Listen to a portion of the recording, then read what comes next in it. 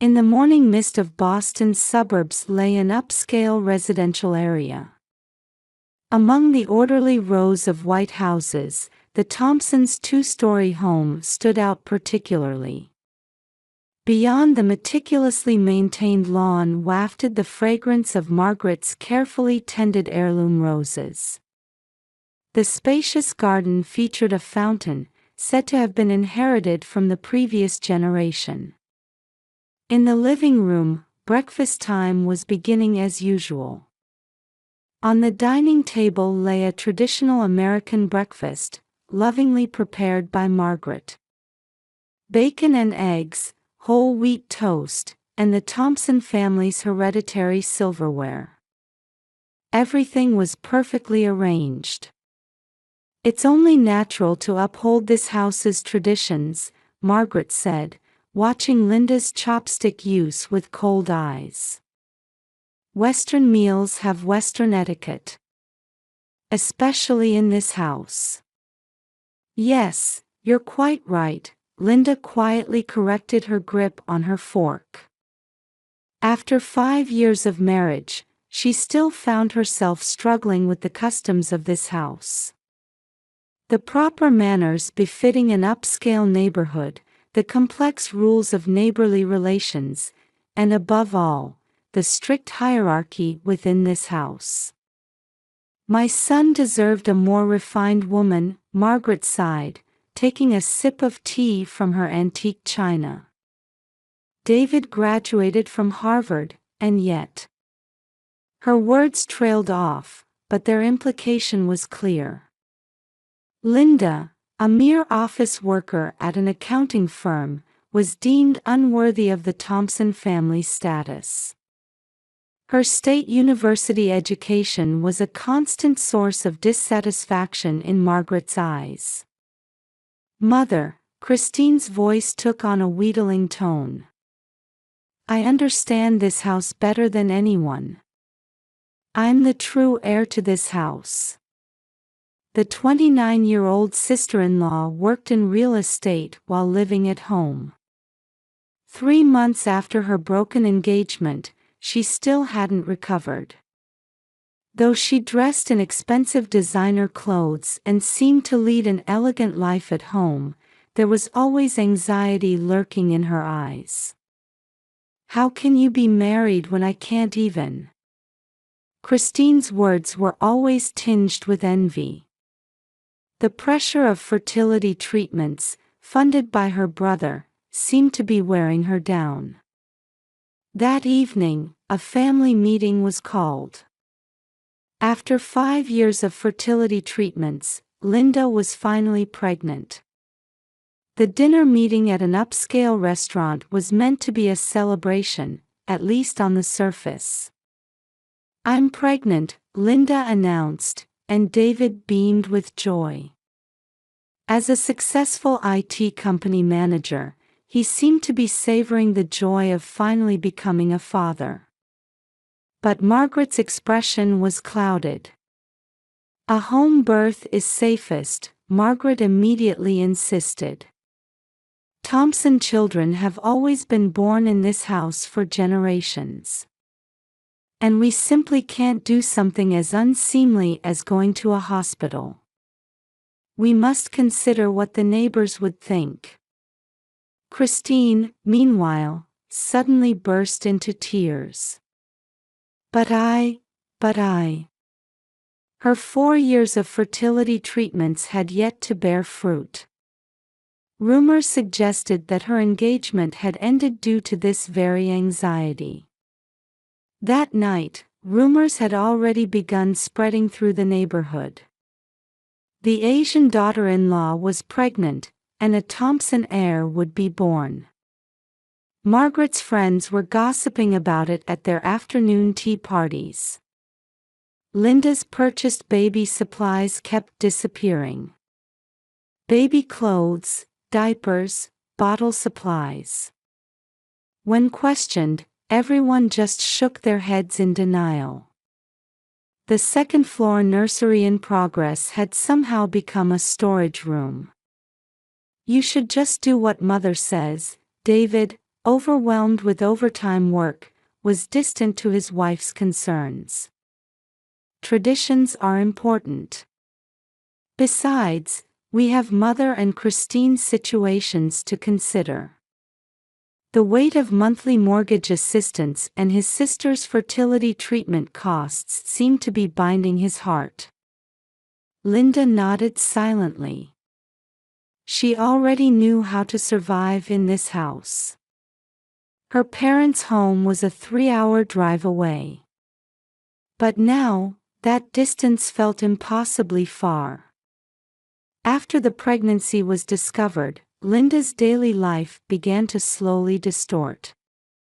It started with small things.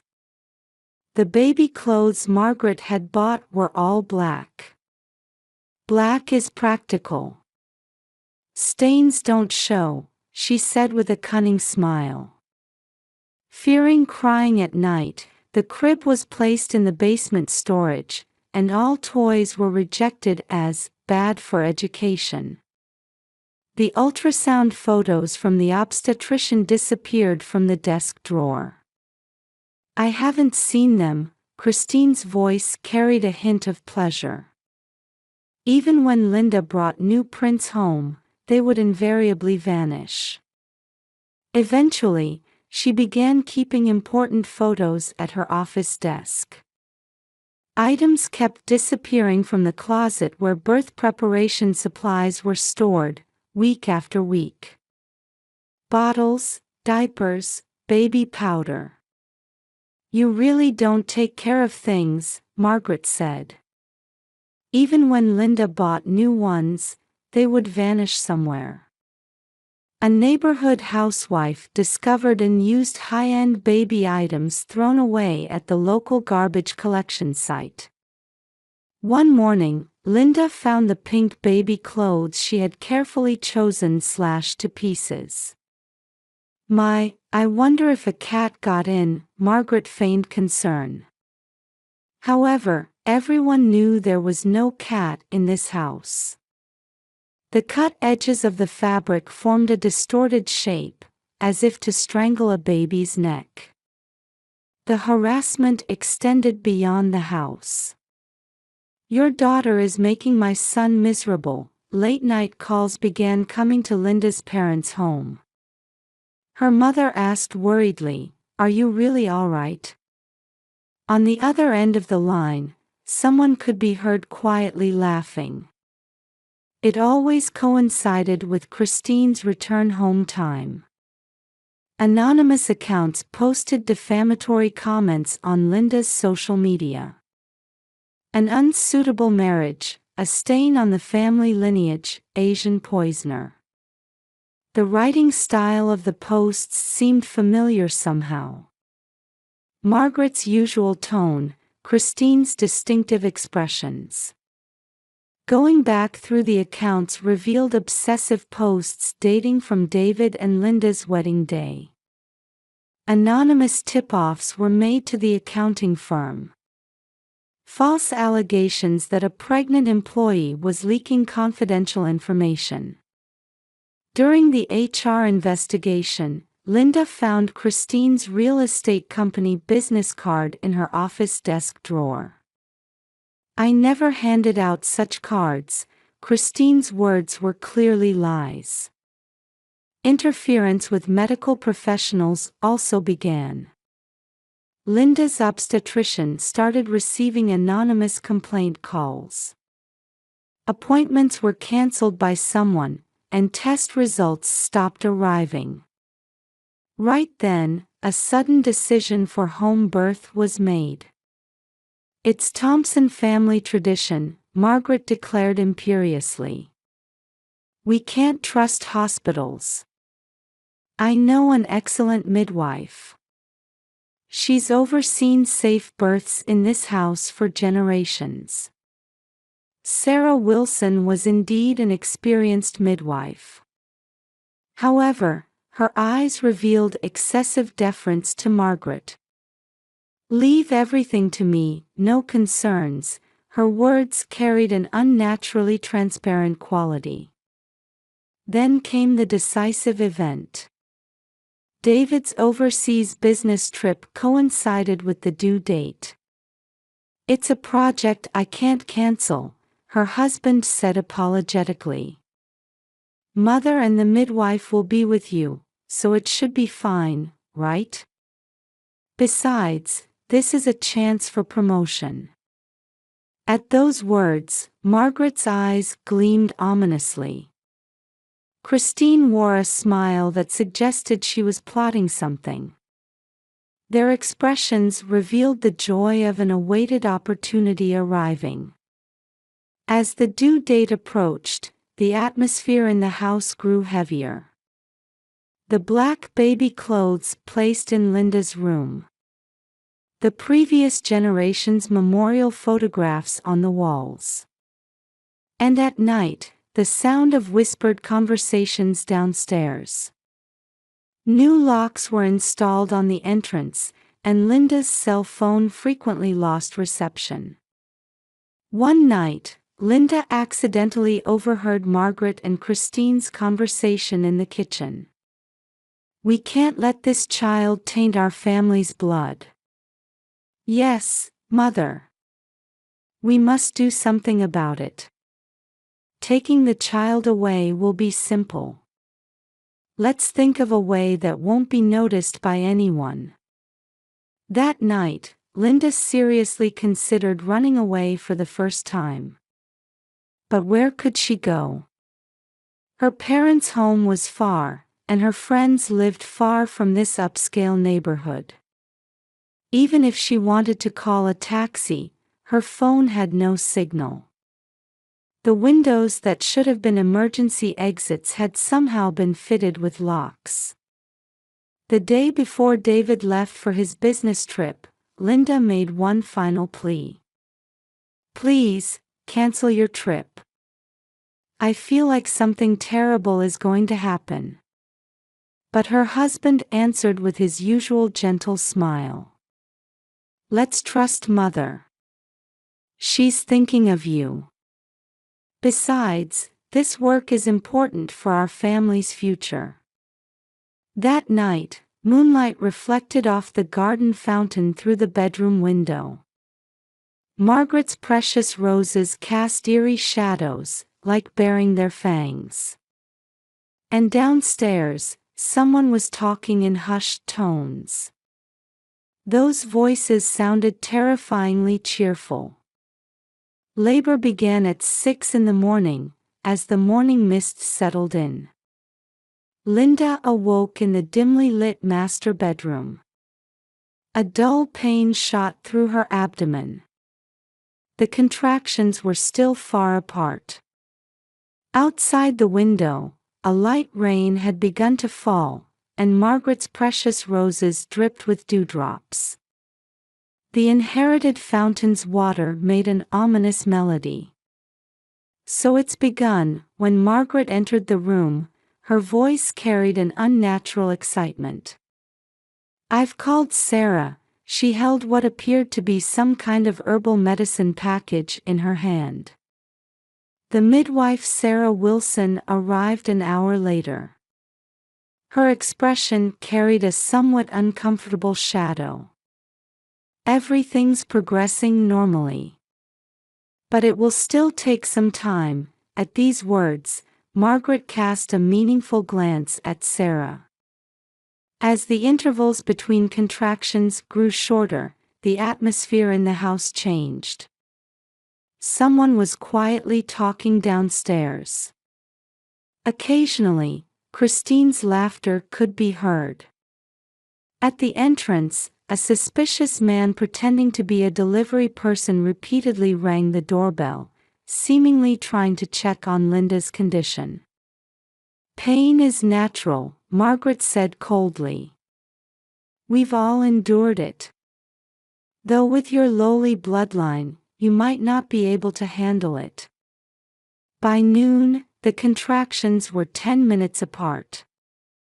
Sarah continued her examinations carefully, but there was a slight hesitation in her touch. "Everything's normal. But if anything happens..." The experienced midwife's eyes occasionally showed signs of fear. Her words were cut off by Margaret's sharp gaze. "Trust our way," her voice held some terrible conviction.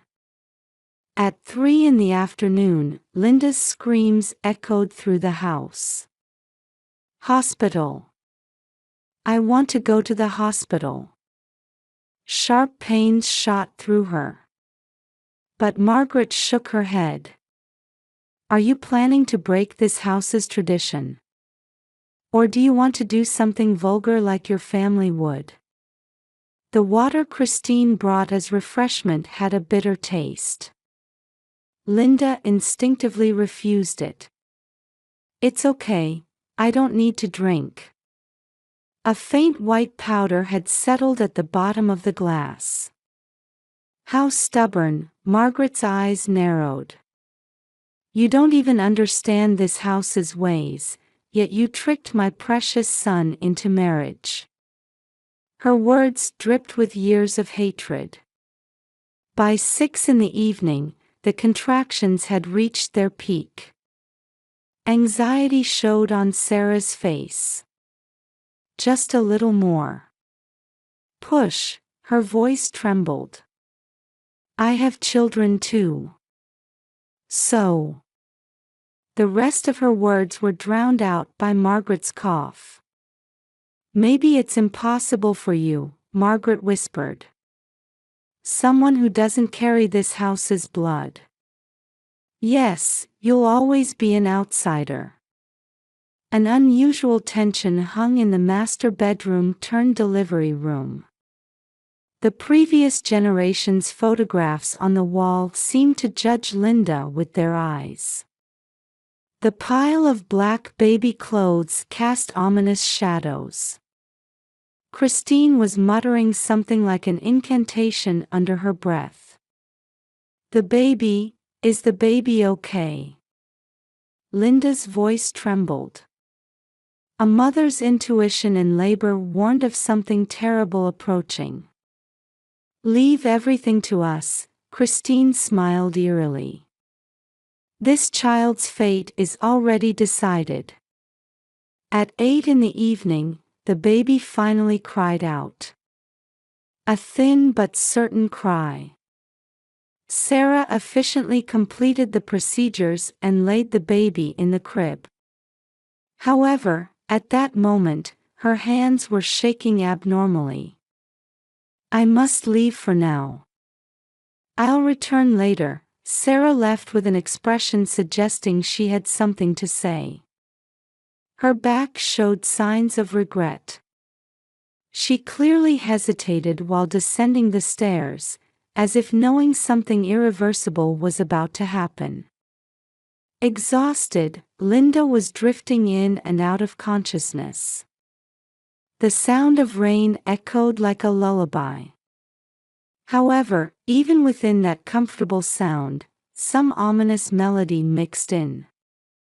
Then came the moment of fate. At 9 o'clock, the sound of a car engine could be heard downstairs. Had Sarah returned? But the next moment, Linda's blood ran cold. Hushed conversations at the entrance. An unfamiliar man's voice. And Christine's triumphant laughter. Margaret quietly opened the room's door. In her hand was what appeared to be some kind of paper. Adoption papers, perhaps. Christine stood behind her, holding some large cloth bag. The fabric had ominous red stains. "This child is a burden. A stain on our bloodline." Margaret's voice was unnervingly calm. "We should just get rid of such a child. As punishment for ruining my son's life." Christine slowly approached the crib. "What a cute baby," her voice carried in strange attachment. "I'll take care of it. I'll take it outside. This child should have been mine in the first place." Linda tried to scream, but no voice came out. Her body wouldn't move. Perhaps the effect of something mixed in the water. Only her consciousness captured the terror-filled reality. Christine lifted the baby and tried to put it in the cloth bag. At that moment, the baby let out a loud cry, as if sensing its own fate. "Hurry," Margaret's voice rose with impatience. "Before someone notices. The car is ready." The two ran down the stairs. The sound of the entrance door opening. Car doors closing. The engine sound fading into the darkness. Behind it, another car started up as if following. Linda grabbed her cell phone with trembling hands. But the screen showed no service. The sound of electronic interference, suggesting the presence of a signal jammer, could be heard from somewhere. In the garden visible from the window, the roses were beaten by rain, casting black shadows. And the fountain's water sounded like a baby's cry. That sound gradually faded away, replaced by someone's eerie laughter. When Sarah Wilson returned, the bedroom was already empty. Scattered bedding, an empty crib, and black baby clothes fallen on the floor. Her scream echoed through the silent house. "I'm calling the police." Sarah pulled out her cell phone with shaking hands. "I'm also responsible. I should have noticed." 10 minutes later, police sirens broke the silence of the residential area. Residents of the upscale neighborhood peered curiously through gaps in their curtains. Rumors had already begun to spread. "Mrs. Thompson, please calm down and tell us what happened." The police officer's voice was steady. But Linda couldn't form proper words. The baby. While investigators searched the house, Sarah testified to everything. Margaret's unnatural behavior, Christine's abnormal obsession, and suspicions about drugs mixed in the water. "I should have stopped it." At 10 o'clock, Linda's screams echoed again. A disturbing journal had been found in Christine's room. My baby only. I can't accept my brother's child. This child is mine. I'm starting a new life. No one will interfere." On the edge of the journal, written in deranged letters, were photos with an unknown man.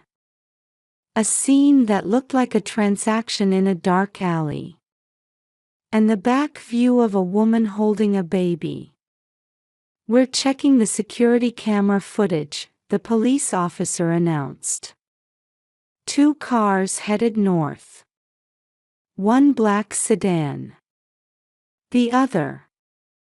At that moment, Linda's cell phone rang. The screen showed her husband's name. David.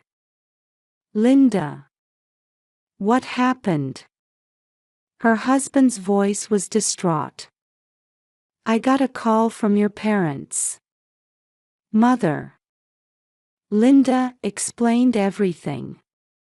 With a trembling voice, she conveyed these horrific events. On the other end of the phone, David's heavy breathing could be heard. "I'm coming back right now." His voice was more emotional than she'd ever heard. "Go to Mother's place. I will never forgive this." David returned. His face was distorted with anger. "Why didn't I notice?" He punched the wall. Why didn't I?" Police investigation revealed new facts. Christine had opened multiple bank accounts over the past month, and suspicious money transfers with the unknown man. Suspicions of human trafficking disguised as adoption emerged. "We're tracking your mother's cell phone location," the police officer reported. "The signal is on the suburban highway, moving at considerable speed." "The old house," David shouted. "If mother's going to hole up somewhere, it must be there." At midnight, the group departed for the old house. Police cars escorted David's car from front and back. They sped down the midnight highway without sirens. "Why?" Linda whispered from the passenger seat. "Why did this happen?" "It was all my fault." David's voice was dark and heavy. "I allowed financial control. I turned a blind eye to mother's abnormal obsession and Christine's jealousy." The rain gradually intensified. The sound of rain hitting the windshield seemed like a baby's cry. As the wipers desperately cleared the rain, David desperately kept his foot on the accelerator. At 2 a.m, the group arrived at their destination. The Thompson family's old mansion. A dim light shone from the windows. And in the parking lot were 2 familiar cars. "They're inside," the police officer confirmed through binoculars. 3 figures in the first-floor living room. At that moment, a baby's cry could be heard from inside the mansion. Linda's body trembled. That was definitely the voice.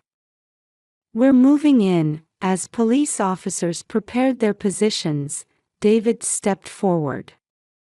"Let me talk to them first. They're my mother and sister." The front door opened. There stood Margaret, tears streaming down her face. "David." Her voice trembled. I was wrong." In the living room, Christine sat against the wall, still holding the baby.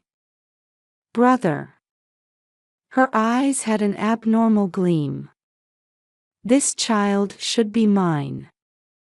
"Christine," David spoke quietly but firmly.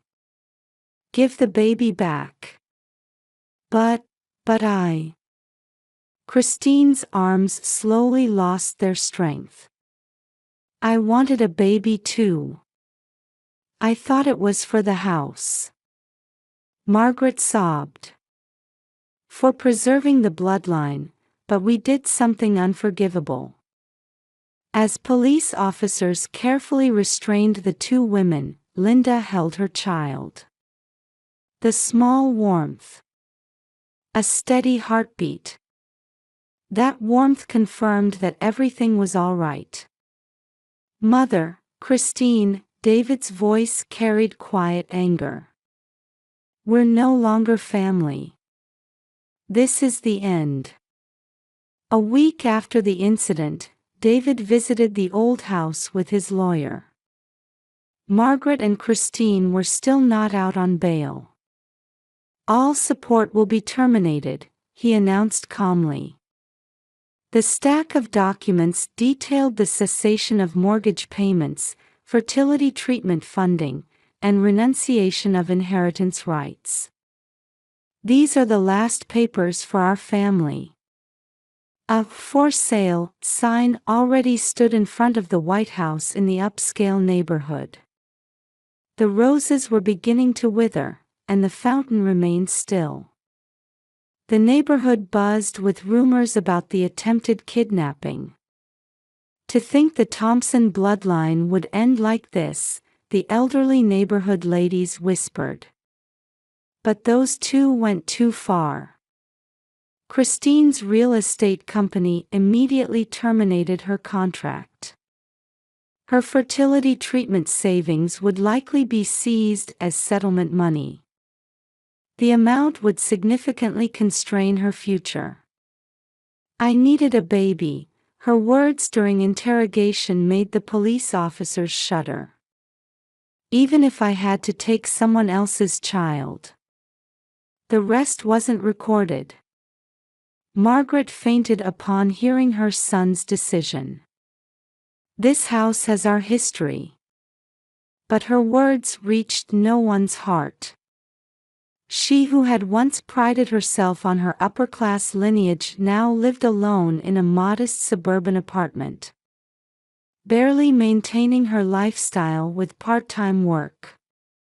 None of her former friends contacted her. David and Linda settled into a new 3-story house downtown.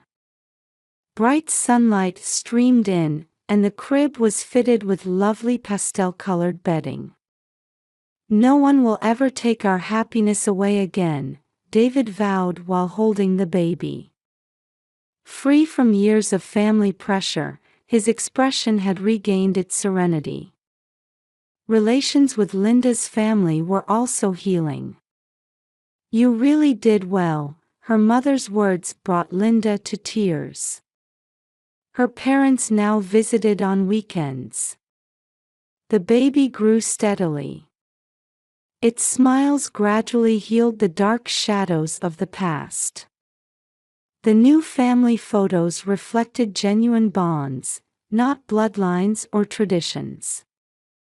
Christine, after making bail, moved to another state.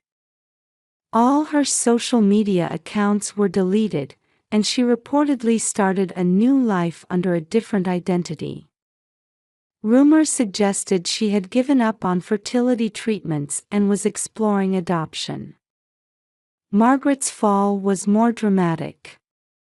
Residents of the upscale neighborhood continued their cruel gossip whenever they spotted her working part-time at the supermarket. Well, karma comes around. Every Sunday, she attended church. People witnessed her spending long hours in the confessional, seeking forgiveness. However, divine forgiveness doesn't come easily. Letters from Margaret piled up in David's desk drawer. But he never opened a single one. The past should stay in the past. The old house was bought by a young couple. The rose garden was demolished and transformed into a modern landscape. The previous generation's memorial photographs and black baby clothes were all disposed of. A new family story begins here.